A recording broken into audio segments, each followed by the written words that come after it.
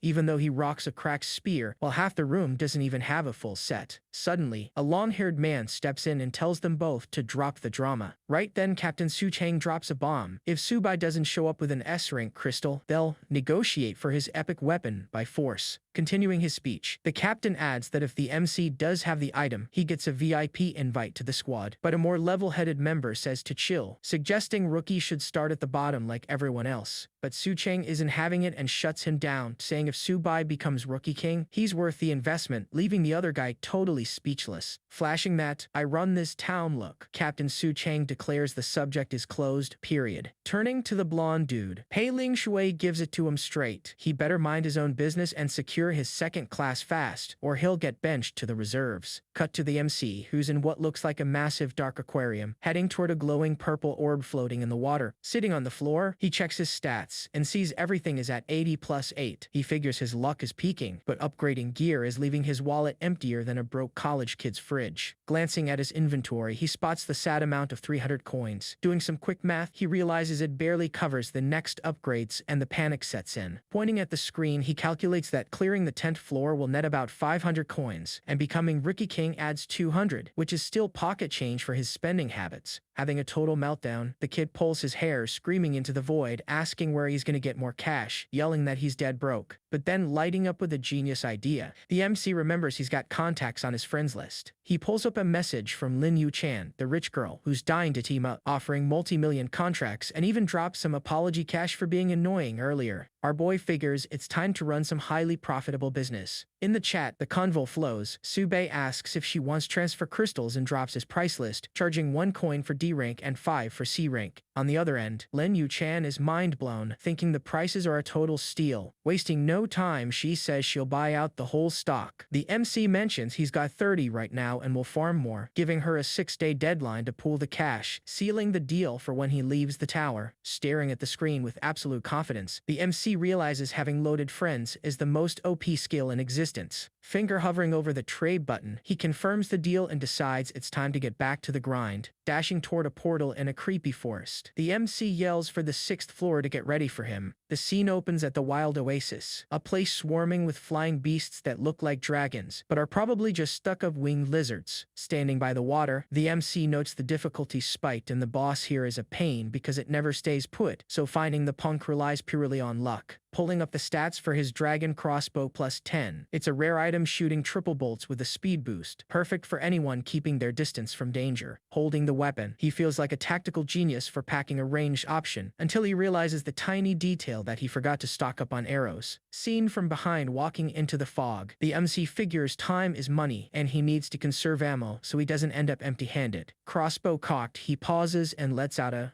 sensing the chaos heading his way. Suddenly, he's surrounded by red-eyed Black Panthers popping up like they planned the gank in a group chat. 3 energy bolts materialize on the weapon. Flashing a slick smile, he says these beasts are gonna make great target practice. Ripping through the air, the bolts fly straight at a panther, which barely opens its mouth to roar before eating the damage. Moving with cat-like agility, the MC shoots in every direction while the panthers try and fail to turn him into a snack. In a dramatic close-up, his face shows pure focus, proving he ain't here to play games. Spraying energy bolts non-stop, he snipes the jumping panthers like he's starring in an action movie. Standing amidst the mess of defeated mobs, the MC lowers his weapon and remarks the performance was way better than expected. Crouching down, he figures he can recycle the arrows a couple of times and plans to sell the leftovers to Lin Yu Cham later. Down by the river, he gets ready and deduces the boss must be following the current north, playing the ultimate nature detective. Then, the kid just starts sprinting across the water like it's concrete, completely defying physics. With a half smirk, he thinks the sound of a waterfall is the ultimate clue he found the right spot. Gliding over the water, he smiles and says, "Found you," oozing confidence. Hitting the brakes on the shore, he spots a squad of fishmen armed with tridents. The camera zeroes in on the monsters, revealing a massive leader and 2 smaller ones, all looking like they woke up on the wrong side of the bed. Checking the monster's stat sheet, it's a level 9 amphibious fishman packing bite and harpoon toss skills. Nothing too fancy. Crossbow primed for the kill. The MC announces his shift just started. Swimming and fast, the fishmen get greeted by a hail of energy bolts from the MC, leaving absolutely nothing to chance. System chimes in that the mob drops some coins and a B-rank crystal. He rushes to grab it before it despawns. The display confirms it's a transfer crystal for the warrior class, which fetches a solid price. Holding the loot, the MC chuckles to himself, thinking the drop rate in this zone is an absolute dream. Snapping a pic for the chat, he texts the boss lady saying it's for a warrior and asks what she's paying. Reading the text, Lin Yu Chan realizes this kid is a literal farming machine. Trying to be fair, she offers 10 million or 100 gold coins. Being the hustler he is, the MC demands an extra 100 grand in cash to seal the deal, and she accepts instantly. Sprinting across the water while shooting, the MC thinks making bank like this is way too easy. Out of nowhere, he slams the brakes and spots a purple streak in the sky, wondering what on earth that is. Flashing a smile like he hit the jackpot, he recognizes the sound and knows the boss just spawned. Bursting out of the water with a growl, a giant blue demon fish wielding a golden trident appears, but the MC doesn't even blink. The screen IDs it as the Oasis Fish Demon, a level 10 elite boss, rocking 80,000 HP and heavy strikes. Looking totally bored, the MC clicks his tongue and remarks the thing is ugly as sin. Gliding over the water, he warns the boss he's gonna play around a bit before sending him to the grave. Letting 3 bolts fly, the kid watches the big fish charge with its trident, dying to crush the invader, straight into the beast's jagged maw. The arrows hit the target as it looked ready to eat them for a snack. Popping lightning step, the MC pulls a ninja leap, dodging the trident that blows up the water right where he just stood. While still airborne, he snipes the monster's forehead, and the system flashes 3 1,000 damage crits, an absolute beauty. Pissed beyond belief, the boss hurls its golden trident at the MC with full force. Pulling off an acrobatic flip, the kid dodges the weapon cleanly. Aiming his weapon again, the MC thinks the monster is still as dumb as a rock. Zero evolution whatsoever. Rushing in, he yells for the beast to kick the bucket, charging up the final blow. Landing a dead center hit, the arrows trigger more massive crits while the monster shrieks in pain. Dropping dead into the water, the boss goes down while the MC just watches. Notifications blow up his screen. Boss defeated, 6th floor cleared, 7th floor pass secured, and an S-rank finish gifting him 5 silver chests. And it doesn't stop there. Bagging the season's first boss kill earns him a golden chest, gold coins, the Fishman Hunter title, and another broken speed record. Glancing at the screen, the MC laughs, admitting it took a minute, but the bonus chests totally make up for the delay. Staring down the 5 glowing silver chests, he expects some prime loot. The reward list pops up, packed with potions, coins, and some fish demon bracers. Complaining it's a weak haul for the effort, he decides the bracers will do the trick and opts to upgrade them on the spot. The system pings that 10 silver coins just vanished, making his wallet cry a little. Now the bracers are sitting at +8, packing solid defense and water resistance, locked and loaded. Strapping them on, the MC clicks his tongue and admits the stats aren't something to sneeze at. Standing squarely in front of the gate, he shouts. The 7th floor is his next stop. Fired up, he plans to sweep 10 floors in 20 hours to lock down that Rookie King title, no matter the cost. Then the system drops a bombshell that player Lin Mengxuan just snagged an S-rank Berserker class. The MC is shook, realizing the competition is getting fierce. Over in a guild hall, gossip spreads like wildfire that this Lin Mengxuan is engaged to the famous Immortal Sword Li, making her the top pick for the title. At another table, a girl argues there's no way she beats Subai, who's already on floor 7. But her buddy argues an S-rank class completely flips the script. Nodding along, the girl agrees her father-in-law probably hooked her up, pointing out some people just ride their daddy's OP weapons to the top. The scoreboard shows Suzy, our MC, chilling in first, followed by Lin and Zhou Junsai. In another corner, Zhou Junchai realizes he dropped to 3rd and loses it, asking where all these cracked players came from. Glaring at the portal, he vows to turn things around on the 5th floor. Arriving at the 7th floor, the MC steps into the Shadow Castle, a spot with gothic vibes and a super heavy atmosphere. Once inside, he leads with a flying kick straight into a giant black armored skeleton. Smashing the beast's back, he's thankful he remembered the skeleton's spine is made of glass, scoring a free crit. The scene cuts to Lan Mengxuan on the 4th floor, bringing her sword down on a mob of lizards. Wiping out the whole pack, she screams. She's not losing to anyone, completely out for blood. Over on the 5th floor, Zhou Junshai finds a fragment and celebrates like a kid in a candy store, ready to swap his class. Locking in the SS rank Gunner class, he feels like the king of the world as the new notifications roll in. Meanwhile, the MC is already on floor 8, running and gunning down skeletons like it's a walk in the park. Waltzing do the mobs, he hands out stabs and arrows with surgical precision. Sporting a winner's smirk, he calculates there's only 2 floors left to wrap this up. Lin Mengxuan is brawling a giant monster on the 6th floor, complaining she's lagging behind and swearing she'll catch up to 1st place. Hitting the 9th floor, the Nightmare City, the MC spots some freakish mobs and decides he needs to fly out of there because the place is just nasty. On floor 7, Lin Mengxuan squares up with the skeleton boss and screams Su Bei's name, swearing she's gonna catch him. The final shot shows the MC stepping onto the 10th floor, heading straight for a colossal demon boss. Facing down Nightmare Hermors, the MC smiles and says it's time for this nightmare to become a dream come true and secure his title. Dagger drawn, he rushes in, telling the boss he's got 0 time for small talk. Leaping straight through the boss's magic attacks, he yells that he's slicing this monster into pieces. Nightmare Hermors wraps himself in a dark aura, charging up a Hevel strike. The monster roars about punishing anyone who messes with nightmares, but the MC is already at its feet, warning that Krusty move didn't work before and won't fly now, telling him to go to hell. With a rapid and deadly thrust, the kid pierces right through the boss's chest, leaving it in sheer disbelief, screaming that a nightmare is supposed to be unbeatable. The system drops that cheeky alert congratulating player Suzy for smashing the record and clearing floor 10, scoring another point for the Yan Kingdom. Popping up to rub it in everyone's face, another window reveals the total runtime was an insane 54 minutes and 23 seconds. And that's where it gets crazy. The loot rain keeps pouring, congratulating Su Bai as the first of the season to clear floor 10, handing him an SSS rank crystal and the Rookie King title. Gripping his prize, the MC reads off the ridiculous EXP and stat bus, laughing his head off because in his past life, he cleared almost 1,000 floors and never even sniffed this title. Standing before 5 golden chests, he decides to pop them all at once to see if his luck is still peaking. The first chest spits out the tiger sword, but he wrinkles his nose, finding the stats totally mid for his build. Next up is a Loth treasure map, and now he's seeing the vision, thinking he can farm some absolute top-tier gear. Displaying an energy shield, the screen adds another rare item to his stash. From another chest pops the Lightstone, and he cheers because that's gonna hide his gear's crazy glow and keep annoying stalkers away. Things get deadly serious when the Fire Dragon gauntlets drop, an authentic perfect grade item. Slipping the gauntlets on instantly, he thinks that, unlike the shield, these stats are borderline epic tier. The second he equips them, a blinding glow takes over, and he gets annoyed by how much attention it draws. Bringing up the status window, he checks his arsenal, featuring the new gauntlets and that OP clock of all things. Laughing to himself, he figures if he buffs these stats with the clock, every single punch is going to be an instant funeral for his enemies. Eyeing his inventory packed with silver chests, he decides to crack the rest open and flip everything for cold hard cash. System pings that he snagged some refined shorts of excellent quality. Then out pops a basic iron sword, the kind you can buy on any street corner. Another alert drops the moonlight earrings, one more excellent grade item. Dropping 20 small EXP potions and 5 gold coins, the system pads out his balance. Wrapping up the bundle, he scores the dark green boots, also sitting at excellent quality. Making sure everyone knows, the system broadcasts that Subai is the first to clear the 10th floor and is officially the Rookie King. A second announcement blares that he did it in just over 17 hours, destroying historical records and claiming the SSS rank crystal. Down in the beginner's city, the crowd is losing it trying to wrap their heads around an SSS rank crystal, remembering the last guy to get one is the current world #1. The hype is so unreal that two dudes literally start thanking the heavens and praying like it's a miracle. Over in the meeting room, the strategy group stares at their screens looking like they just saw a ghost. Captain Su Chang completely flips out and orders Pei Ling Shu to stick to the kid the second he leaves the noob zone, forbidding any screw-ups in the recruitment. Blondie seeing Auntie and asks what they're actually bringing to the table, since talent like that costs serious bank. Sparing no breath, the captain yells to offer the absolute highest tier, leaving the girls shook thinking it's for the elite squad. Confirming it's for the main roster, he says spend whatever it takes because bagging an SSS rank guarantees nobody will ever mess with them again. Rocking a dead serious scowl, Su Shang sums up that losing a genius like this is entirely off the table. The squad members start dreaming big, claiming with this recruit, the only team they'd lose to is the rank 1 squad. Pei Ling Shu nods and promises to handle the mission, dying to shut up their arrogant rivals. At the tavern, everyone is chatting about how the MC pulled all that off without even changing his class, leaving the whole room floored. Out of nowhere, the door gets violently kicked open, jump-scaring all the local drunks. Two guys jump up furious, drawing weapons and demanding to know who the punk is. Strutting and completely unbothered, the MC walks through carrying a massive sack. The regulars instantly start taking bets on how long he'll last before the bartender ends his whole career. Strutting over with her pirate vibe, the owner notes he was quick on the draw. Taking a seat at the bar, he orders a shooting star, catching her completely off guard since that's the secret house drink. A couple in the back is totally lost, shocked the owner didn't turn him into ground beef for kicking the door. She compliments his giant loot bag and he fires back saying her beastkin nose never misses. Smirking, she warns there's no discount, it's 1 gold coin, and once he finishes his drink, he's out. Chucking the drink, the MC scores bonus stats, while the owner grumbles he downed it like water and didn't even savor it. Stretching out, he acts all buddy-buddy and asks Sister Dana to set up a room because he's running on fumes. Someone announces that the famous Lin Yuchan just stepped into the building. Walking in with her guards, she looks relieved she made it before things went south. Approaching the MC, he just grunts and tells her to check the merchandise. Staring at the massive sack, the lady is completely blown away by the sheer volume. Up in the room, the guards are stunned, asking if it's a bottomless bag, and the MC confirms everything is on the table to trade. Ripping the bag open, a blinding golden light flashes the entire room. Hand resting on a mountain of crystals, he lists off dozens of stones ranging from F to B rank, and no one saw that coming. Holding up a red crystal, he flashes that slick grin and drops the bomb that there's an S rank mixed in. Almost having a heart attack, the guards scream in disbelief over how insanely rare it is. Handing the treasure over to Lin Yu Chan, the MC tells her to name her price. The screen verifies it's an S-rank class change crystal for Magic Scholar. Shaking in her boots, she stutters that she absolutely can't accept something this valuable for free. The camera zeroes in on her hand, gently touching the crystal like it's made of glass. Regaining her composure and dead set on buying, she asks how much this beauty costs. Explaining the rest goes for market price. He demands 10% in cash, the rest in gold, and hands her a shopping list to sort out. Smiling in relief, Lin Yu-chan says buying stuff is exactly her specialty. Handing the list to a guard, the boss lady immediately orders her lackey to sprint out and get it done. Flopping onto the couch, the kid lets out a massive sigh like a huge weight just lifted. Getting back to business, Lin Yu-chan asks for the price tag on the S-rank crystal. Being straightforward, she holds up 2 fingers and offers a clean 200 million in cash. The MC almost falls out of his seat, wondering if that rock is actually worth that much bank. She explains the price is completely fair for the rarity, and even throws in a mansion in Lingfeng City as a sweet bonus. Murmuring to each other, the guards note regular folks don't even dream of stepping foot in that city. Thinking it over, the MC concludes the offer is paying out way above expectations. For a second, our little MC just sits there deep in thought, but snapping up fast, he locks in the deal and asks if he can get paid in 7 days. Agreeing instantly, she whips out the contract ready to sign. Leaning over, he signs the paperwork while she watches completely thrilled. Contract sealed, they shake hands with that classic corporate courtesy. Catching that she has something else to say, the MC gives her the floor. She brings up that the whole world knows about his SSS rank crystal and drops an invite to join the Lean family squad. Flashing a smile, he dodges the question saying he's not planning on changing his class right now. Totally confused, Lin Yu-chan asks if he isn't terrified of getting robbed walking around holding that. Turning his back, he laughs and tells her to chill because he's got a plan and dips to the other room to crash. Walking past the crowd, the regulars gossip about the lady's kindness and heavily doubt this dude and noob rags is the legendary Subai. The debate heats up, with one guy calling another an idiot for not realizing he's in disguise to keep a low profile. Owner Dana stares at the mess and decides the MC is ruining her business and needs a solid reality check. Up in the dark room, her shadow looms right over the MC who is trying to catch some Z's. Glaring at the freeloader, she confirms this is where he was hiding out. Having zero patience, she kicks the couch to wake Sleeping Beauty up. Rubbing the sleep out of his eyes, he asks how Nana got in there. Complaining about the lost profits, she tells him to fix the mess downstairs or things are gonna get ugly. Smirking slightly, he reveals a handful of gold coins. Tossing the cash her way, he asks if that covers the headache. Catching the money looking super happy, she says it more than covers it since she absolutely loves solving problems. He warns her not to kill anyone, and she claps back that she isn't some psycho. The MC grabs her attention again, stating he's got a business proposition. Piqued, she asks if it's another rare drink recipe. Whipping out a blue crystal that drops her jaw, the kid gets praised for his insane talent at finding top-tier loot. Holding the item, he drops the absolute bombshell that he wants to open the divine trial. Dana gets super curious, wondering where the hell he even heard about that. Cutting the chatter, he asks if he can just go in, thinking he's run this hundreds of times before, while she explains the reward is just a hidden class crystal. Gripping the crystal, the woman asks if he's absolutely sure, warning it's a one-time shot, and the item vanishes the second he commits. Staring dead ahead, the MC recalls failing this over 100 times in his past life, but swears he's not choking this time, and answers out loud that he's certain. Dana studies him for a second and, after a brief silence, tells him to set the trial up. She says, fine, if the kid wants to throw his life away, she won't stop him, but the MC tells her to relax, cause he's got a long life ahead and ain't planning on dying anytime soon. The camera focuses on the blue crystal, which suddenly starts cracking and shattering with a loud snap. Crushing the stone in her hand, Dana releases shards of energy and announces the real game is about to start. At that moment, the system pings that the divine trial has begun and asks if the player wants to enter, reminding him there's no turning back once he steps in. Standing right in front of the MC, Dana is centered in a magic circle that erupts on the floor, glowing bright and humming with energy. Turning around, she grabs the kid's arm and says if he's having second thoughts, there's still time. But acting all cocky, the MC asks, since when Nana became such a buzzkill? Pissed off, Diana yells, asking how he dares and tells him to get lost, kicking him straight into the portal with absolute pleasure while he screams in pain. Getting sucked into the energy vortex, the MC complains she used that same cheap move again. Watching the kid vanish into the rift, Dana wonders what he meant by again and thinks that little punk brings a weirdly familiar vibe. The scenery shifts to a hellish landscape filled with rocks, lava, and a blood-red sky, where the MC is laid out on the ground groaning. Sitting up, he realizes he's finally back in the divine trial, totally recognizing that suffocating atmosphere. Checking the system screen, he confirms it's identical to his past life. The prompt states he entered the trial, his gear is locked, and buffs are wiped, but they'll return after the test. The MC starts walking down a narrow path right through the lava, passing a skull floating in the scorching heat. Stopping in his tracks, he sees a skeleton roasting in the magma river, guessing those are the remains of past adventurers who pushed their luck here. Looking dead serious, the kid thinks it's kinda ironic, but those failed adventurers are the exact reason he's standing there. Swiping on a floating screen, the MC checks his stat details. The stats show his weapon buffs are zeroed out and his inventory is sealed. He sighs, but realizes he lucked out and that golden hoe he grabbed earlier completely bypassed the system lock. So he whips out the hoe with the metallic clink, getting ready for whatever comes next.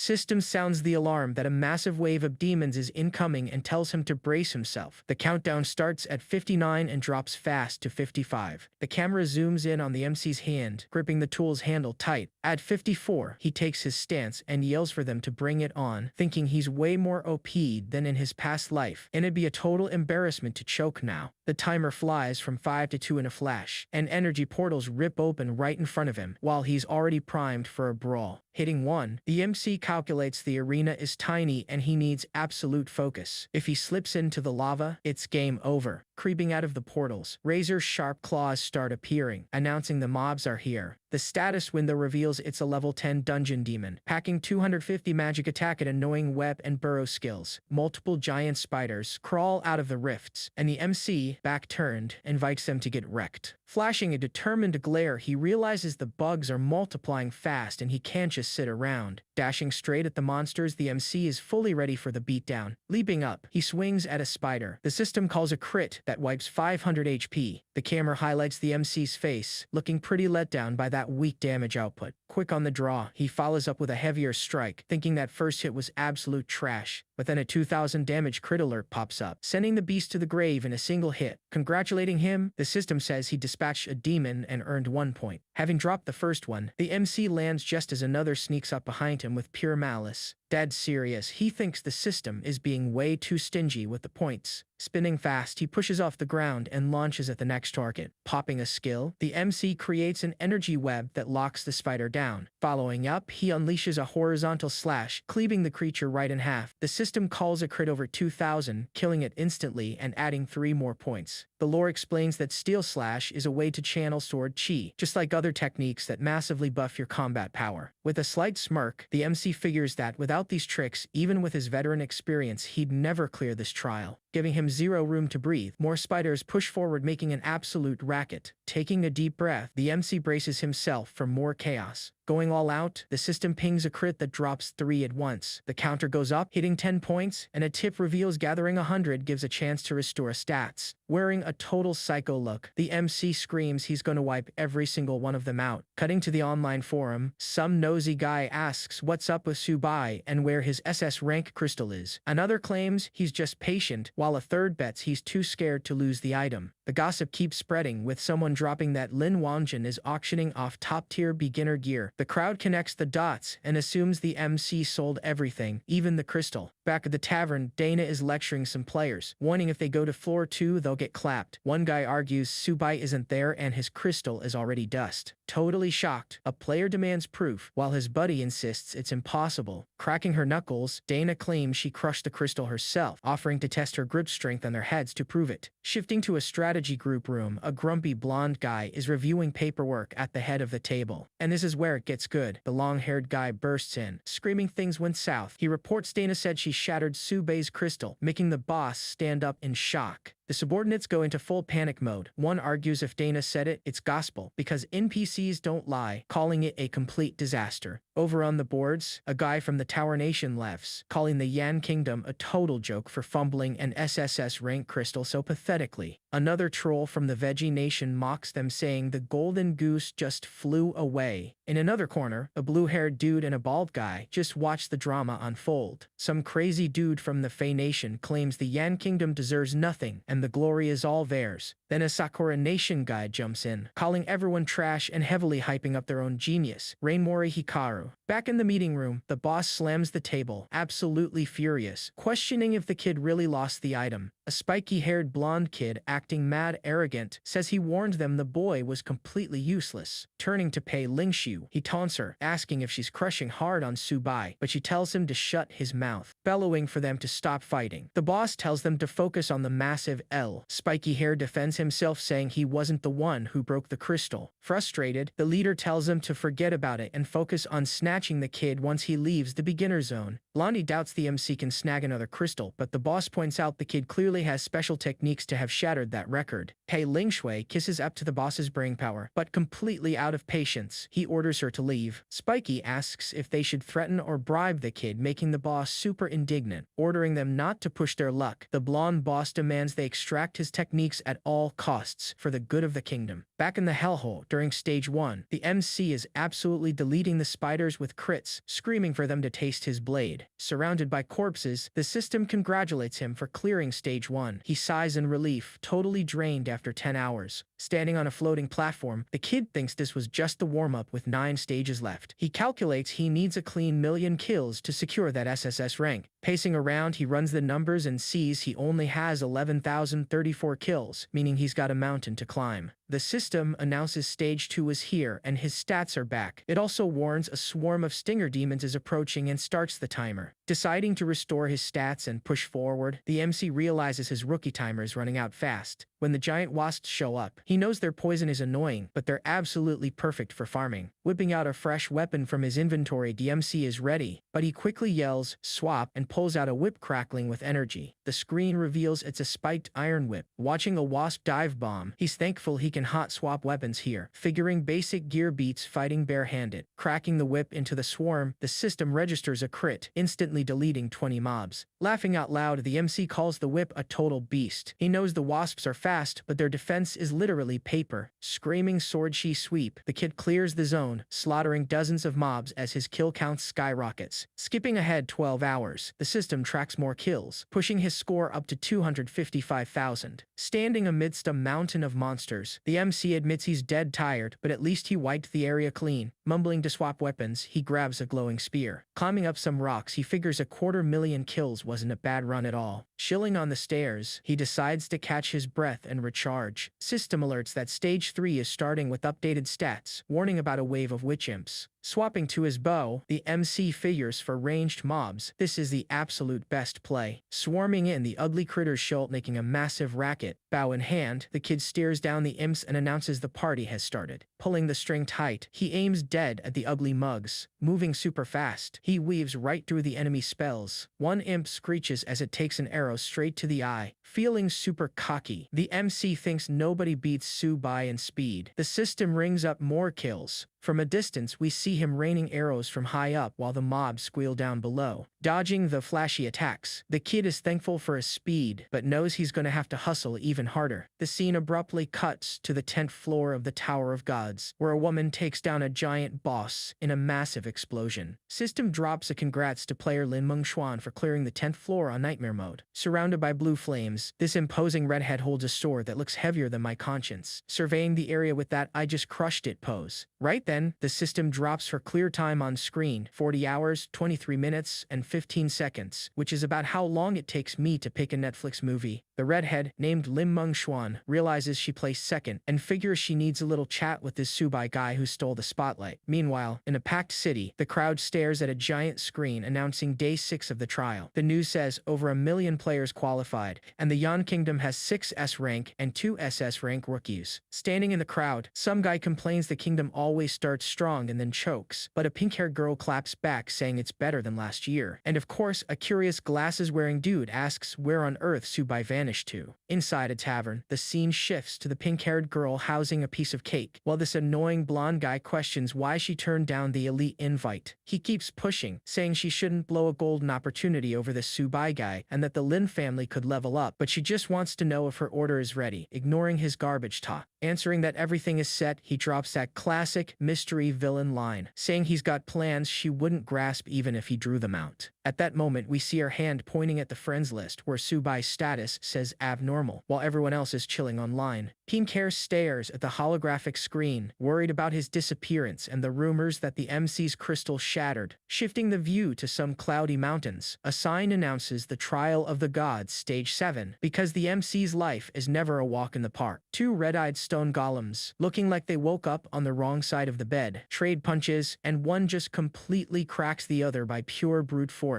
Out of nowhere, the MC spawns pulling his bowstring and shouting, "Ice arrow," ready to cool these big guys down. Multiplying midair, the arrow hits the stone squad dead on, shattering everyone. Crit notifications pop on screen, confirming 1, 2, 5 kills in a single shot. He mocks the mob's defense while surrounded by ice shards, figuring the harder they are, the easier they shatter with his ice. Sprinting up a floating staircase, he realizes it must be day 6 by now and he needs to hustle harder than a student late for finals, because there are still 3 stages left. Sword in hand, the system chimes that he hit stage 8 and restored his stats, but immediately drops a warning that a toxic bug swarm is incoming, starting a tense countdown. Finding himself swarmed by giant grumpy beetles, the MC screams a challenge and, with one nasty crit, sends 29 of them to the grave all at once. 6 hours later, our guy is staring down a massive horned demon with a flaming sword and actually has the sheer audacity to call the big monster slow. In a flash, he tags several flying demons, making kill notifications rain down, yelling that he's sending everyone packing. The system pings that he just crossed 1 million trial points but reminds him there's only 24 hours left on the clock, really turning up the heat on the kid. Lugging a giant sword on his back, the MC celebrates the million-point milestone, figuring he only needs one boss left to platinum that brave achievement. He readies his blade as a sinister energy sphere forms right in front of him, shouting and calling the boss out to fight. A massive summoning circle with a red pentagram spawns on the floor, boxing the MC in with a seriously edgy vibe. Rising from the flames, a winged fire demon appears, ID'd by the system as a level 10 mythical boss, packing absurd stats and the Hellfire skill. Fearless as ever, the MC smirks right in the fire and claims this is the exact challenge he ordered from the monster delivery menu. The furious demon roars, dropping that cliché villain speech about destroying the insolent human. Blasting a colossal energy beam from its mouth, the beast forces the MC to pull an Olympic-level jump so he doesn't turn into barbecue. Safe on the ground, the kid checks out the destruction and remarks with a little smirk that the beast is stubborn, totally worthy of a demon-tier boss. But then reality hits, and he figures that with his trash defense, he won't even be able to tickle the big guy. The MC decides the best play is to wait for the perfect opening like a patient sniper, while the demon charges up another fireball. Blue energy wraps around his legs, triggering lightning steps, because right now it's time to run faster than small-town gossip. Dodging the fire blasts, he thinks this is feeling way too much like a cat-and-mouse game, something he got completely sick of in his past life. He taps a gadget on his wrist and the system tags it as a grappling chain, basically the Manhwa version of Batman's grappling hook. The chain wraps around his body as he gears up, realizing the stakes are way higher this time around. Going full cheat mode, the demon summons flaming skeletons and the MC, perched on a rock, stares down with this "are you kidding me" look. A beam of light snipes one of the skeletons, snapping the poor guy's bones with a crispy crunch. Leaping toward a smaller version of the demon, the MC laughs and tells it to taste its own medicine. Beat to a pulp, the winged monster threatens to rip the kid's limbs off, but the MC fires back, swearing he'll avenge everyone this beast wiped out. Ripping the sword hilt, the MC's hand channels a blue energy blade, fully prepped to slice and dice. Sword drawn, he rushes the demon, screaming for it to go visit the underworld a little early. Slashing right across the monster's chest, the blade makes it roar in agony as it feels the sheer weight of the MC's strike. With a winner smile, the kid sprints, holding the flaming hook, yelling that it's showtime. He vaults right over the demon, drawing his bow mid-air totally Legolas style, and lines up the shot. 3 arrows land dead center in the monster's chest, making it roar from the nasty puncture. While the kid does parkour across the rocks, blue energy beams bombard the demon down below, giving it zero room to breathe. Piercing right through the beast's hand, an arrow makes it scream in pure agony, realizing today just ain't its day. Confidently smirking, the MC aims his bow and figures that once the defense shatters, even a god bleeds. Hovering among the boulders, the demon curses humans with every dirty word in its vocabulary. But the answer comes as a hail of flaming arrows, tagging the beast head-on and forcing it to backpedal. Clutching a fireball, the monster tries for one last counterattack, roaring in pure rage. It blasts 3 giant spheres that detonate midair against the MC's blue energy, putting on a total fireworks show. In the blink of an eye, the MC spawns right in the monster's face, ready to deliver the final blow. Dual-wielding curved blades, one blue and one red, he drops that mocking smirk and declares the party is over. Through a barrage of lightning-fast strikes, the MC slices the demon up, leaving it screaming as it gets turned into mincemeat. The monster's body dissolves into fiery feathers, leaving just one massive feather drifting down slowly, looking super poetic. Swinging between the rocks with his hook, the kid leaves the wrecked battlefield looking like a guy clocking out on a Friday. Exhausted and on his knees, the MC watches the system window, congratulate him for 1,082,000 points, announcing he unlocked the hidden class. Another notification pops up saying that by cashing in 1,000,000 points, he bagged the superclass title Champion. Jumping up hyped, the MC laughs out loud, figuring this title totally beats any SSS rank, and remembering this is exactly how he cleared the tower in his past life. he decides not to rush the class change and opts to test if the Golden Hoe legend is actually real, asking for a little divine intervention. Standing at the cliff's edge, he tosses the Golden Hoe and a silver pickaxe into the abyss, praying the duping item isn't just false advertising. Parked at the ledge, the MC just stands there staring into the pit, waiting for a literal miracle to happen. Suddenly, the dread of throwing it all away hits him. He wonders, completely shook, if the items really just vanished. Checking his score, which hasn't budged, he wonders what kind of absolute scam this was. And that's where it gets crazy. Two massive fire pillars erupt from the abyss with a huge roar, and the MC laughs in relief, seeing the legend was legit. Floating up from the flames, two crescent-shaped crystals emerge, one gold and one purple. The crystals fly right to the MC, parking on either side of him and radiating some absolutely cracked energy, merging into a sphere of light right at his chest. The halves fuse and he absorbs the whole thing. With a scream of pain, the energy detonates into a blast of gold and purple light, creating an absolute festival of power. System drops a congrats to the player for bagging the dual professions of champion and demon king, literally the perfect combo. Wrapped in energy, the MC crouches as his entire body cracks, going through a glow-up that looks incredibly painful. His face twists, and one half turns into a furious red demonic mug, while the other side stays totally human. Standing on the cliff, watching a fire portal tear open, he admits that little stunt was pure torture. The stat window reveals he's now level 10, with a busted hybrid class, maxed out stats, and infinite mana, plus skills that wipe cooldowns and max out proficiency. Glancing at the gear screen, it shows perfect grade items, including his supreme clock and dragon gauntlets, the ultimate toolkit for someone about to break the game. He celebrates his new stats, hyped about being 5 times stronger with bottomless mana, laughing because now he's gonna steamroll everyone. In front of a bone pile, he vows to honor the will of the fallen warriors, acting all dramatic. Sporting a determined glare, he laughs, thinking that this time he's gonna try and body 2 gods with 1 stone. Pink-Hair checks the friends list and almost falls out of her chair, seeing that Subai is finally back online. Back at the tavern, a tremor hits that nearly knocks everyone's drinks over. One guy asks what's going on and another points upstairs. Dana pops up at the door, peering inside. Glaring at the MC sprawled on the couch, she asks, completely shook, if he actually pulled it off. He calmly says yes, and she screams in disbelief. Dana gets lost in butt, questioning how polar opposite classes can even coexist. Chilling on his back, the MC praises her sharp perception. Stretching out, he says he needs to go get some fresh air and invites Dana, but she passes, saying the outside world just isn't her vibe. The MC says cool and promises to swing by if he misses the booze, but Dana tells him to hold up and grab his trial reward. Snagging a badge with a slashed eye on it, he praises her generosity. The system flags it as an item to hide stats and stay in stealth mode. Dana warns him not to drop dead too early, pointing out that plenty of folks despise the Demon King, and flexing his power will only end badly. Flashing a pixelated hand heart, the MC laughs and says he knew she had a soft spot for him. With zero patience for his flirting, Dana just kicks the MC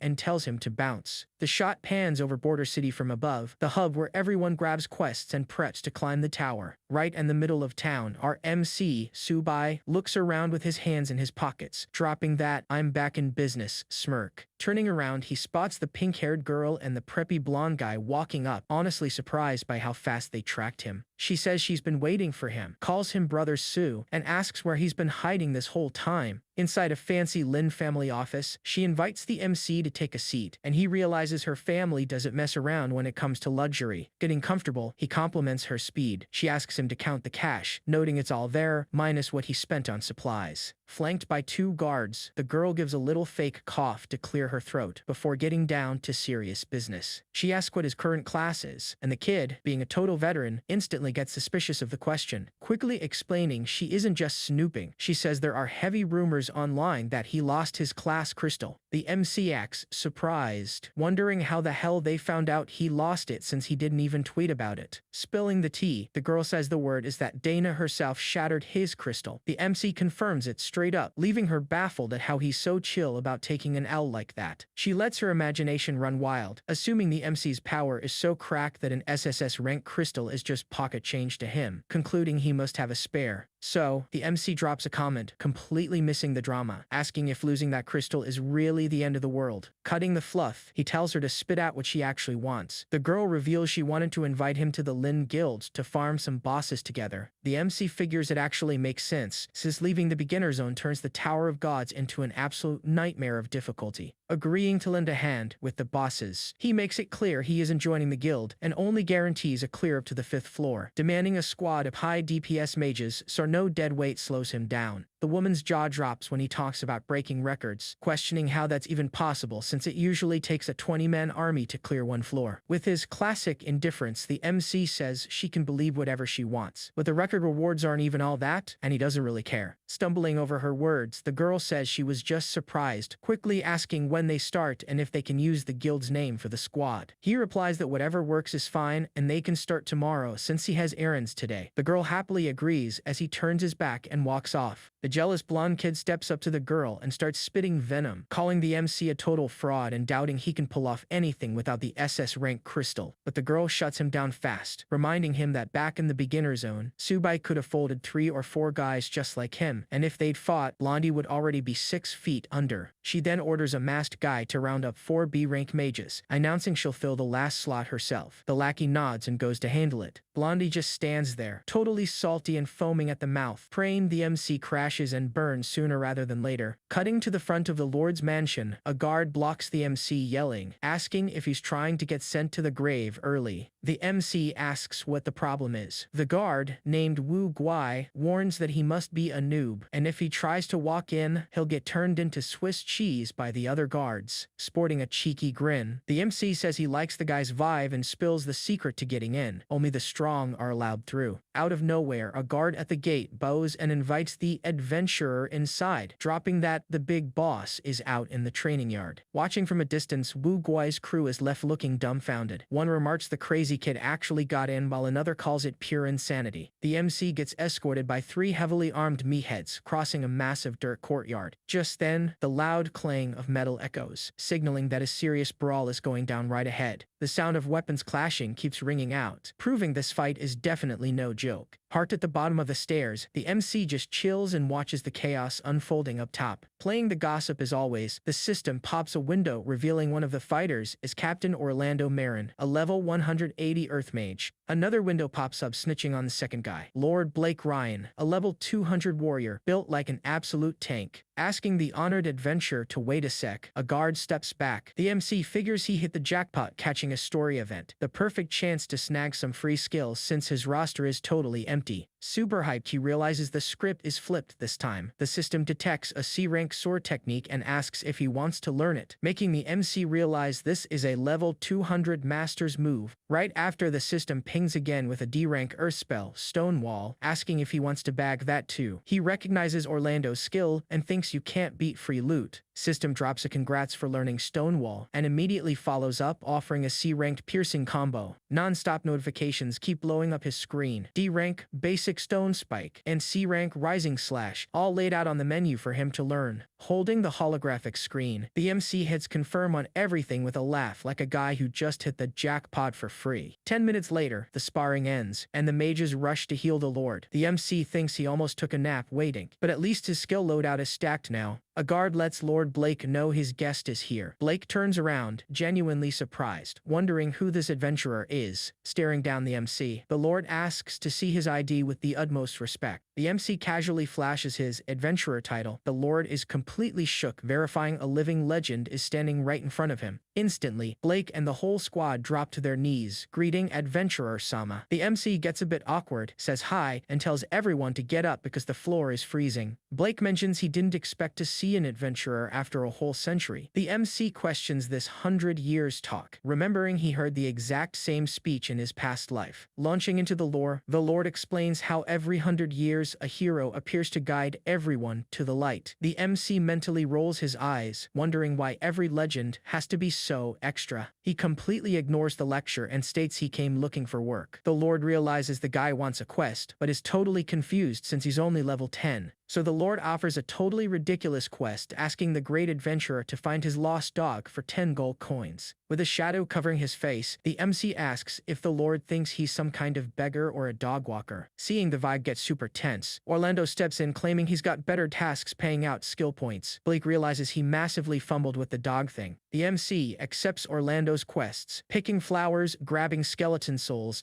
and fetching a diary, all for solid payouts. He praises the mage's common sense, who thanks him looking super relieved. All of a sudden, sudden, the Lord mentions he remembered a quest that's way more up the MC's alley. Popping up is the Outskirts Disturbance quest, which nobody has cleared in 10 seasons. The MC recognizes the main quest and thinks about how everyone just focuses on climbing the tower while neglecting their basic growth. His eyes go wide, completely caught off guard by something new that just popped up. A notification glows on screen. Warrior's Guidance, a quest from Blake paying out a massive 50 skill points. Mentioning the rumors, the Lord says he heard anyone rocking the Adventurer title is an absolute master in a brawl. Dead serious, Blake humbly asks if the MC wouldn't mind giving them a little combat lesson. The MC thinks to himself he really didn't want to fight a high-level NPC, but the payout is just too good. Blake says he'll seal his own level and asks the kid to go all out. Replying that they don't need to match him, the kid tells them to drop to level 30 and announces Orlando is joining the dance too. Both the Lord and the Captain are left speechless, absolutely stunned by the MC's sheer audacity. Orlando asks if he's really gonna tank them both at once without packing many skills. Having zero patience, the MC tells them to cut the chatter and just bring it. Trading looks, the Lord and the Captain accept the insane challenge. They step into the arena and politely ask to be handed an educational beatdown. While the MC strikes a combat pose, the guards gossip that this fight is going to be one for the history books. Flashing a confident smile, the MC gets ready and his adventurer title glows, adding some serious style points. Blake and Orlando unleash their auras. Orlando warns he's about to show him what real power looks like. Screaming to push forward, the Lord rushes in with a sword strike, totally hyped up. Blake throws out a fiery slash, but the MC triggers lightning steps and straight up vanishes from his line of sight. In the blink of an eye, the kid spawns right behind Blake, complimenting his reaction time while charging energy in his hand. Orlando pops Stone Spike, turning the floor into a deadly trap covered in jagged rocks. With that knowing smirk, the MC figures if he can't dodge it, he'll just have to get creative. Moving with absurd agility, he uses the spikes as stepping stones, running right over them as they crumble, looking straight out of an action movie. The crowd's jaws drop to the floor, whispering about how terrifyingly fast the guy is. Thoroughly impressed, Blake warns that things are about to get real and tells the MC to brace himself. Orlando casts Mud Swamp, turning the arena into a quicksand pool to lock the MC down. Seizing the opening, Blake goes all out with his flaming sword in a second stage attack. The MC dodges by bending backward full Matrix style and thinks, super annoyed, that they really need to use their brains more. Relentless as ever, Blake screams and charges at the grounded MC, ready for another round. Dodging the strike, the MC uses the Lord's blade as a springboard to launch himself and unleash an aerial combo. Blake gets salty and yells at him to stop running, charging up a tracking attack. Super fast, the MC appears behind Orlando and takes him hostage with a blade to his neck. Blake is left totally frozen. The crowd murmurs that the guy is an absolute monster, taking down the Captain in barely half a minute. Taunting Blake, the MC tells him to bring it. The Lord refuses to believe this is just level 10 strength. With his sword ablaze, Blake screams he's not backing down and preps his final move. He throws himself into a kamikaze attack, screaming charge, unleashing the 4th stage of his power. Lit up by fire and lightning, the MC's face breaks into a smirk, fully ready to return the favor. And no one saw that coming. Cloaked in electricity, he triggers a sword aura and blocks Blake's strike like it was absolutely nothing. Floored and defeated, Blake admits he took a massive L while the MC stands tall, looking like a total boss. Pointing his blade at the Lord, the MC coldly states he's way too weak to keep going. System confirms the quest is cleared and the MC scoops up the rewards, stuffing his inventory. Admitting he was ignorant to doubt the adventurer legend, Blake shakes his head. Orlando agrees, saying even at level 50 they wouldn't stand a chance. The MC says his goodbyes, praises their control, and promises a rematch later since he's got places to be. Walking away, he drops that classic one-liner saying he doesn't need any cheesy goodbyes. He vanishes in a single leap. Blake reflects on the destiny of the Dawn, leaving Orlando totally confused by all the poetry. The lore pans over Border City, explaining it's so massive most people just use teleporters to save their shoe leather. Deciding to learn his skills right away to avoid any hassle, the MC sees his leftover points and starts planning an infinite combo with his new kit. He unlocks the whole skill package. The kid figures that with bottomless mana, he's gonna turn into a literal spell machine gun and wipe out mobs in no time. The status screen shows he's a level 10 Demon King, packing absurd stats and infinite mana, plus the ability to learn anything instantly. The guy is essentially running cheat codes. Checking out his OP gear, he spots his divine clock, dragon gauntlets, and that cracked armor. He admires his spirit points, which let his skills level up on their own, and decides to hit the Spectre Badlands to test his new firepower. Arriving at the portal, he decides to head exactly where Orlando's quest pointed him. The guard charges 80 copper for the trip. The MC mentally complains that inflation even hit the game world. Bathed in the teleportation light, he figures he's gonna need sunglasses if he keeps traveling like this. Touching down in the Spectre Badlands, the place is ugly and barren. He notes the graphics are way too realistic, nothing like a regular video game. With a massive sword on his shoulder, he realizes he's sold everything else and only has this giant blade left to defend himself. Shivering from the cold, the MC complains the game never had a temperature setting and instantly regrets not packing a jacket. At the sound of rattling bones, he turns around to see who's coming to crash the party. A horde of skeletons pops up, level 21, fully ready to become free XP for our guy. Staring at this mountain of bones, the kid figures they're just beefy warriors. Full of swagger, he calls them all out, dying to test his new toy. Our MC triggers Stone Spike, and out of nowhere, 3 massive rock spikes burst from the ground, aiming straight for the skeleton's jaws. Landing dead center, the spikes make the screen light up with that beautiful crit and triple instant kill warning. Pure class. The party keeps going with a hail of rocks, dropping one skeleton after another, while the kill feed just won't stop rolling. With his hand glowing, the MC flashes a massive grin, figuring that with 3200 magic attack, he's absolutely not playing around. Plus, he bags bonus EXP as a treat. Launching more rocks into the air, he laughs like a kid at an amusement park, thinking this is what a real farm looks like, none of that miserable noob grind. After sending everyone to the grave, the system announces he leveled up to 11 and pocketed 20 skill points. He's back in business. Staring at the screen, the MC recalls that in his past life, snacking 10 points was a luxury since F-class only got 1. He suspects having a dual class is doubling his payout. He checks his stats and gets a jump scare. Every level is handing out 50 points across the board, which is way more busted than any SS rank out there. At that moment, another batch of red-eyed skeletons comes charging in, practically begging to be turned into fertilizer. Wasting zero time, the kid unleashes a storm of spikes that fly like missiles, wiping the zone in the blink of an eye. He throws up a stone wall just in case and laughs, figuring that since he has no class limits, he needs to hunt down more quests that pay out skill points. A notification chimes that the quest to grab 1,000 skeleton flames is done, netting him 10 more points. He thinks it's a start, but he's still got a long way to go. Suddenly, a giant skeleton rocking a sinister aura spawns behind the smaller mobs, and the MC gets curious about who this big guy is. The screen drops the stats. It's the Fire Skull, a level 48 boss with 1,000 attack and 500,000 HP. This dude is tanky. Wearing that mischievous smirk, the MC gets ready, figuring the more enemies show up, the better the farm. He unleashes a massive wave of spikes that sweeps the field, handing out crits and sending dozens of skeletons packing. The rock shower doesn't stop, crushing the little guys and sending bones flying everywhere, with notifications flashing non-stop. Raising a flaming bone sword, the Fire Skull charges up a strike that promises some serious damage. The MC catches on to the move and laughs in the face of danger, thinking the monster is completely out of luck because his mana is infinite, baby. Sucking up the souls of the smaller skeletons, the boss leaves the MC shocked, seeing him use a sacrifice move to buff his damage. What a cheap trick. With a heavy aura, the Fire Skull glares at the MC, who mentally complains. What kind of psycho opens a fight by dropping their ultimate? The kid realizes that if the beast sacrifices everyone, he's gonna turn into barbecue, so he decides to switch up his strategy real quick. In a blur, the MC pops Rising Slash and launches himself into the air, aiming straight for the boss's chest, which practically looks like it's inviting him in for a hug. Smashing his foot into the ground, the boy shatters the floor and catches an absurd upward boost. With the Fire Skull suspended, the MC figures this is the exact moment to lock in that slick combo. He unleashes a barrage of multi-thrusts, raining down 5,000 damage crits right on the monster's chest, laughing because the fun is far from over. Pissed off, the giant tries to swat the MC, but he dodges easily, leaving the monster feeling like it's being clowned on. The boss goes for a direct hit, but the MC uses its shoulder as a springboard and precs another combo, saying that if it wants a beating, request granted. Keeping up the aerial combo, the MC thanks the heavens these skills have zero cooldown, so he can just spam them all day long. And this is where it gets good. With a brutal final blow, the MC lands a 20,000 damage crit, popping the boss's head like a watermelon. As the boss turns to dust, the MC lands with style and asks the remaining skeletons if they didn't train hard enough before becoming punching bags. Fire Skull's body disintegrates, leaving just a few pieces of flaming bone on the ground. Cleaning up the mess, the MC hits level 12 and gains 20 more points. Right then, he spots some glowing flowers and realizes it's another quest item. When he grabs the flower, he gets a solid surprise. The Bonefire Longsword and a D-class skill book, Necromancy, just dropped. The day is really paying off. System pings that he burned 10 points to learn D-class Necromancy. The description says at level 1, he can summon 3 level scaling soldiers, getting the MC super interested. Deciding to test drive his new toy, the kid gets ready to summon his minions right on the spot. 3 blue Wallware skeletons pop up. The stat sheet says they copy the MC's attributes, meaning with his current stats, these guys hit as hard as level 40 mobs. Way too OP.